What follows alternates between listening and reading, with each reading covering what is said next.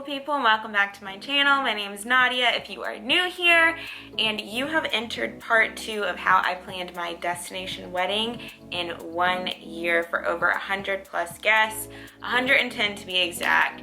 So if you are just seeing this video first, you might be a little lost. So I highly recommend to go see the video that I posted a few days ago. I broke the video up into 2 parts because I just felt like it was gonna be way too long. So pause right here if this is the first video you're watching and go check out part 1, and I will link it up here in the cards, and I'll also link it in the description below. Okay, so if you have watched part 1, you know that part 2 we are gonna pick up on concessions. I know that when I first started planning my wedding, I joined a bunch of different Facebook groups, which I highly recommend. Join Facebook groups that are geared towards destination brides, wedding groups that are for brides specifically at your venue, at your resort. It's gonna be so helpful. I cannot tell you how many questions have been answered. I've even gotten like free items from past brides. It's just very helpful. So that's tip number 1 of this video, is if you have not already done so, join wedding groups. I promise you are going to thank me later. But anyway, getting right into it. So I joined a Facebook group for Finest Playa Mujeres brides, and I kept hearing the word concessions, and I really got like hyper fixated on it. So if you go back to video 1, you know that I put in my initial contact with the resort on September 24th, and I didn't book until October 6th. During that time, I was going back and forth with the sales department on concessions because I think they can kind of be a little tricky. They don't want to present to you the amount of concessions or what's available to you until after you basically commit to having your wedding with them.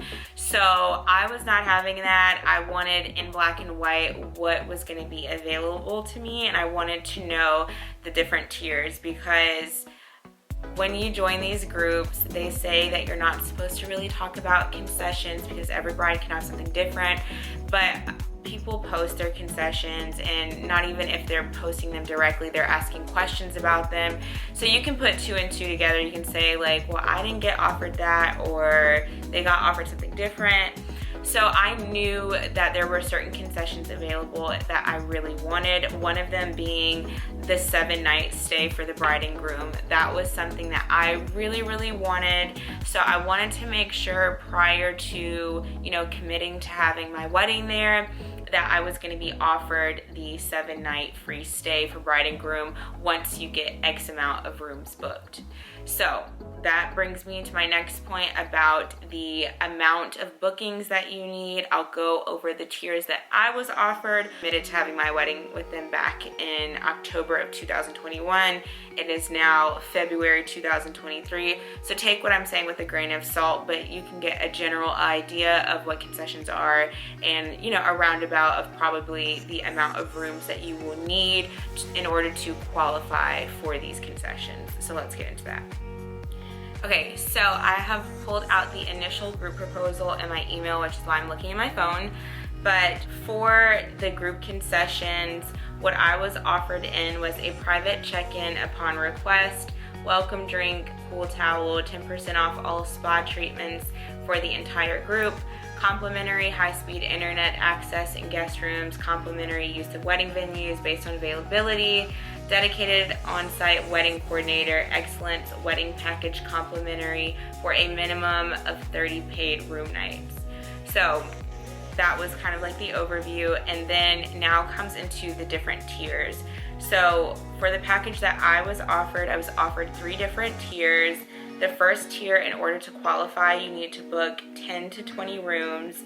The second tier, to qualify, you need to book 21 to 30 rooms with your promo code, of course. And then to qualify for the third tier, you just need 30 plus rooms. So within each tier, once you are eligible for it, you get to pick 2 items out of each tier. So for tier 1, you are able to pick from a 1-hour cocktail with open bar and house hors d'oeuvres, or you can do a romantic dinner on the beach for the couple, or 2 bouquets plus 2 boutonnieres for the couple, and that will be addition to whatever's already included in your package. Complimentary 7-night stay for the couple, or 1 upgrade for the couple to the Finest Club Junior Suite pool view. So what my husband and I decided to do was, obviously we picked the 7-night stay because we did the swim up room on the Excellence side, and that was over a $3,000 value, so that was like a no-brainer for us. So we did the 7-night free stay, and then we also ended up going with the 1-hour cocktail with open bar and hors d'oeuvres, and we ended up using that at our welcome party, which worked out great.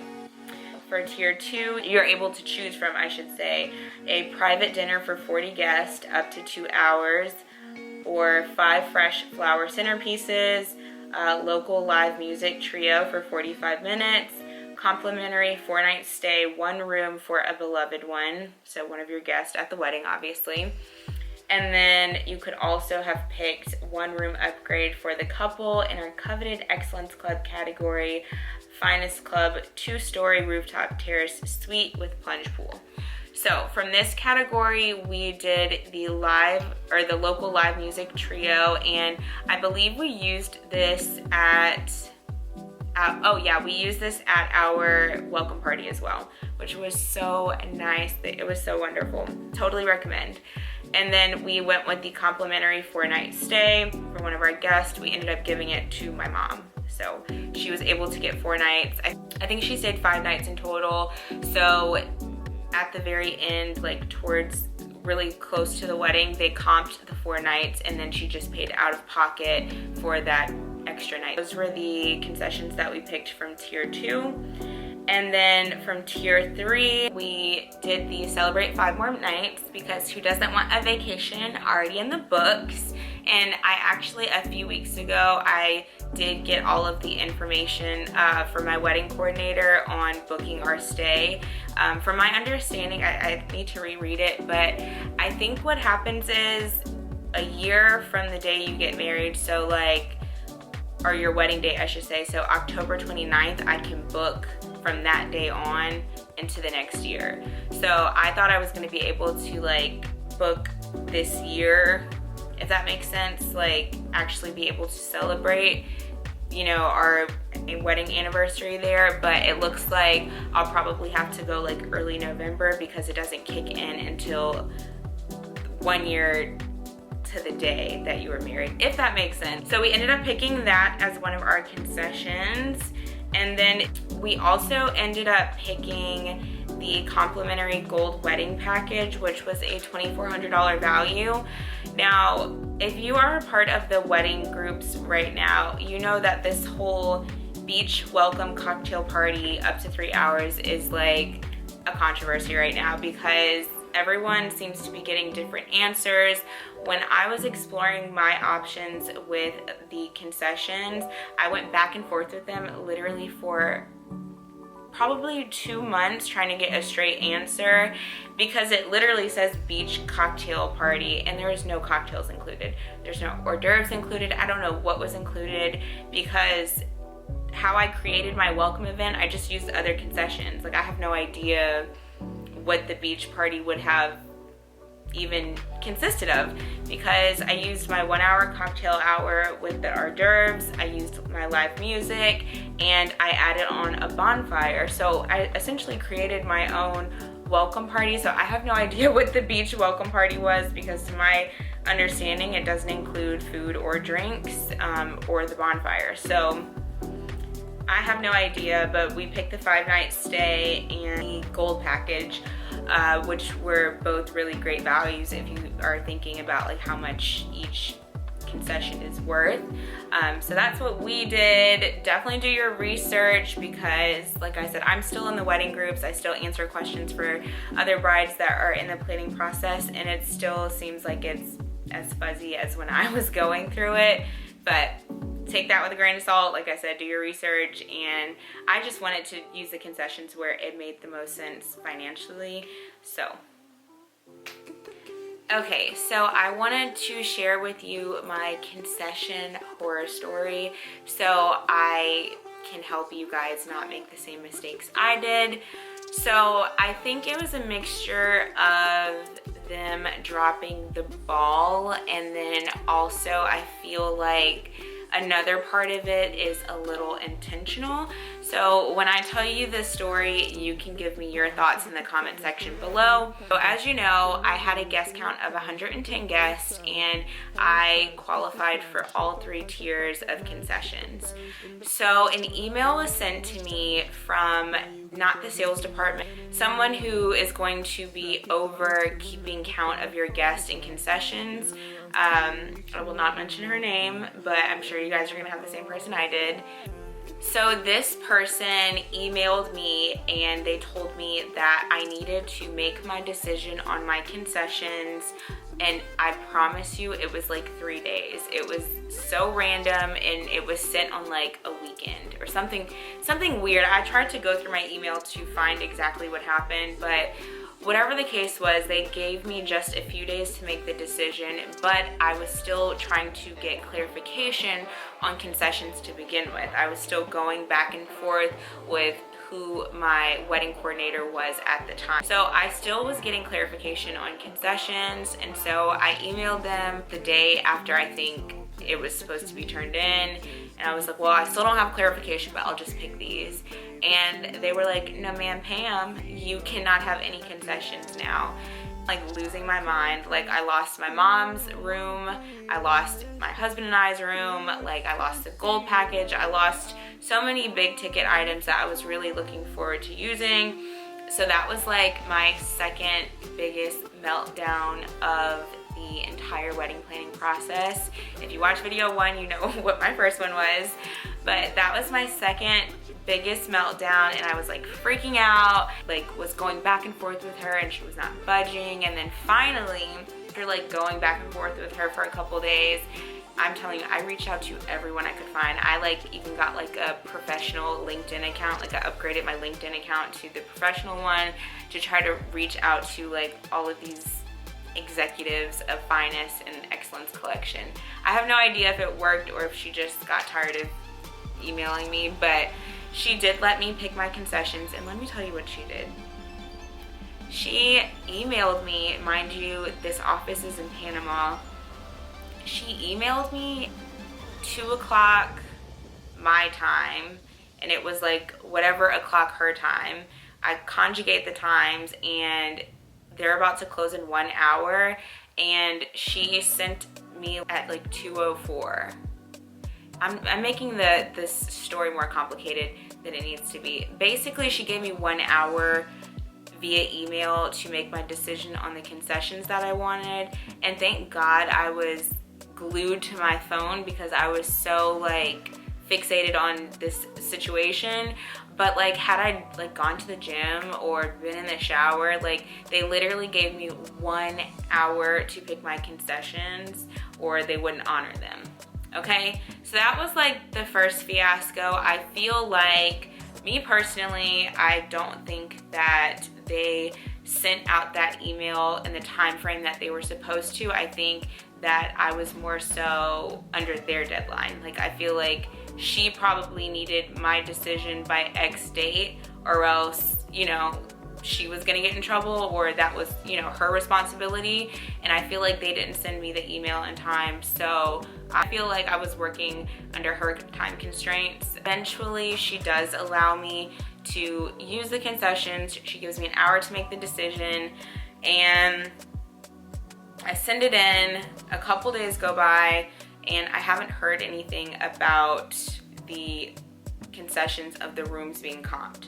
So I reached out to her just to get confirmation because, you know, I'm in the Facebook group and all the other brides have, you know, gotten their confirmation for their room comps. So she emails me and says that she is not going to honor my husband and I's room because we didn't use the promo code to book our room. let's rewind back to video 1 on how you are supposed to secure your wedding date. You're supposed to book your room first, email them the confirmation, and then they send you the promo code. How are you going to book your room with a promo code that doesn't exist? So I think that is something that they probably, in my opinion, tried to do to get out of comping the bride and groom's stay.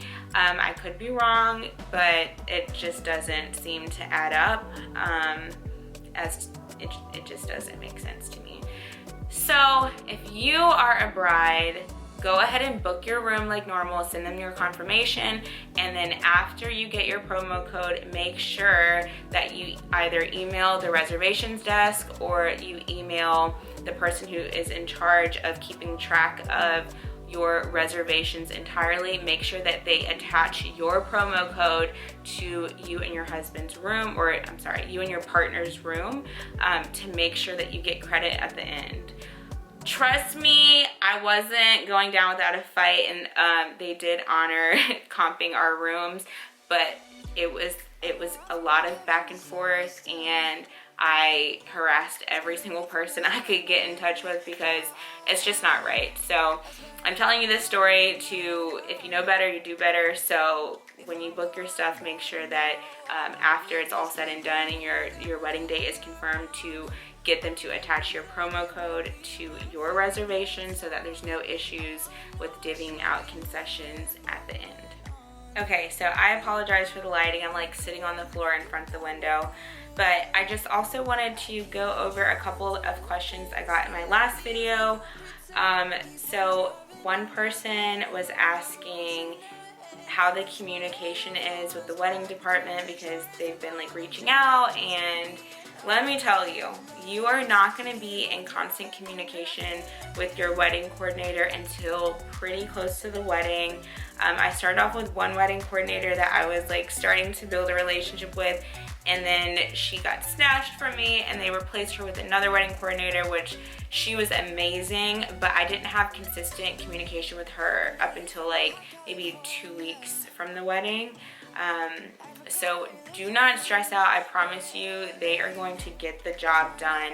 They're going to have your wedding planner pretty much all filled out, and you're also going to be able to do a final like sit down with them at the resort to give them like your decor and to go over anything that wasn't filled out on your wedding planner prior to getting to the resort. I cannot stress to you enough how useful the wedding groups are going to be during your planning process, because I promise you the current brides and past brides can probably answer almost all of the questions that you have, and so it will put your mind at ease because you are not going to be able to get in contact with the wedding department or the wedding coordinators very frequently. And when you do get in contact with them, make sure to make appointments. Like when I got in contact with my wedding coordinators, I made it a point to say, hi, can we have a lengthy conversation, have a meeting on so-and-so date at so-and-so time, and they are really good about keeping those. So once you have them on the phone, I would just go ahead and make an appointment to speak with them sometime, in the next week or month or whatever, because whatever question you are calling them about, I guarantee you're gonna have more as soon as you hang up the phone, and you're not gonna be able to get in contact with them. So once you get them on the phone, just make a future time to talk with them. So once you hang up and you've got all these other questions coming in, just write them down, and then the next time that you have a meeting set up with them, you can get them all ironed out. Another question that she had was for the outside vendors. Did I coordinate them on my own, or did the resort assist me with them? You are gonna coordinate your outside vendors on your own. They don't even really want you using outside vendors. They would much rather you use their preferred vendors or the vendors that are already on the resort. So that is going to be all up to you. Like I said, I can't stress Facebook groups enough. You're going to get a lot of great recommendations for outside vendors and even better ways of communicating with those vendors on those Facebook groups.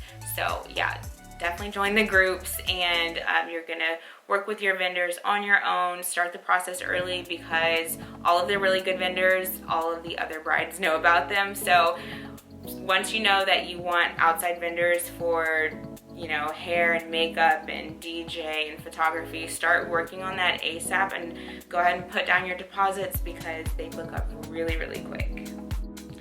Okay, so another question that I got was, did you research ahead of time on which DJ, photographer, videographer you wanted, regardless of what was offered through the resort? I'm just wondering how people pay all those extra vendor fees rather than using what they offer. Are the vendors that are typically offered not good, question mark? Why did I say question mark? You guys know it's a question. Anyway, we're still in the planning process and I haven't looked into the vendors yet. So I felt the same way when I started. Like when I joined these groups and I was seeing like all of these brides getting decor and makeup and, you know, photography outside of the resort, I was like, what's wrong with the resort people? Two things. Number one, for videography and for photography, for an example, if you have a different mood or style that you want than the resort, that's obviously a reason to go off and get a different vendor. But also the resort prices are pretty hefty, and it's my opinion that you can get a higher quality look of photos and videos from outside vendors, and even with the outside vendor fee plus their meals, it still comes up more affordable or the same amount or maybe a little bit more. So it sounds so crazy to spend all this extra money in outside vendor fees, but in reality they are pretty, in my opinion, overpriced at the resort, and you can get a lot more bang for your buck, or you're gonna get higher quality by using vendors outside of the resort, if that makes sense. So I chose to do outside vendors for pretty much everything. I did my own makeup for the wedding, which I totally do not regret at all. So many people tried to talk me out of it, but I loved how my makeup came out. But I did use outside vendors for pretty much everything else, and I think I got like amazing value for all of the vendors that I use, and I do not regret it. The only one that I think I probably could have gone with outdoing the outside vendor was the DJ, because honestly I wasn't super crazy about our DJ. He kind of messed up a few different things, so I feel like I could have gone with the resort DJ or the DJ that we chose, but I will say that the DJ that we chose comes highly, highly recommended. Maybe he just had an off night and he was more cost effective than using the DJ that was provided at the resort. So that's my opinion on the outside vendors. If you guys have any more questions about destination wedding planning, please feel free to leave them below. I feel like this video is forever long. I knew Concessions was going to be kind of lengthy because I did want to share my personal experience with it. So hopefully I can help you guys not make the same mistakes that I did. But anyway, if you guys enjoyed this video, make sure to give it a thumbs up, subscribe, and I will see you in my next one.